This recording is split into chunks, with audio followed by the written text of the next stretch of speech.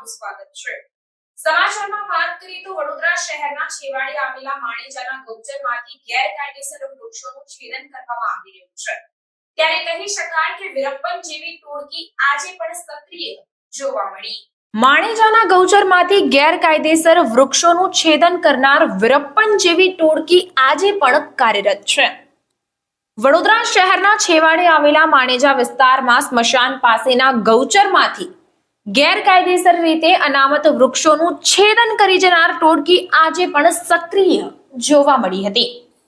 જણાવવા માંગીશ કે ઇન્ડિયા પ્લસ ન્યૂઝ દ્વારા થોડા દિવસો અગાઉ જ અહેવાલ પ્રસારિત કરવામાં આવ્યો હતો, તેમજ મામલતદાર તથા વન વિભાગને જાણ પણ કરવામાં આવી હતી, પરંતુ વૃક્ષોની ચોરી કરનાર આ રફીક નામના વ્યક્તિને માણેજાના માથા ભારે વ્યક્તિ પીઠ બળ પૂરું પાડી રહ્યા હોય તેમ દેખાઈ રહ્યું છે।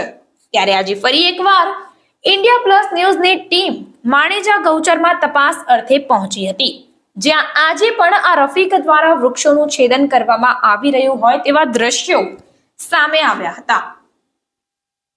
વડોદરાના જાગૃત નાગરિક દ્વારા મામલતદાર, કલેક્ટર તેમજ અન્ય લાગતા વળગતા અધિકારીઓને લેખિત અરજી કરીને જાણ પણ કરવામાં આવી છે। ત્યારે હવે જોવાનું એ રહ્યું કે આ રફીક તેમજ તેના મળતિયાઓ હજી કેટલા દિવસ કાયદેસરની કાર્યવાહીથી દૂર રહે છે।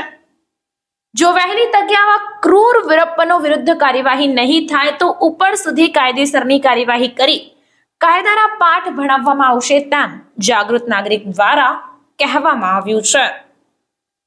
Reporter Dhavalsinh Solanki, India plus news, Vadodara.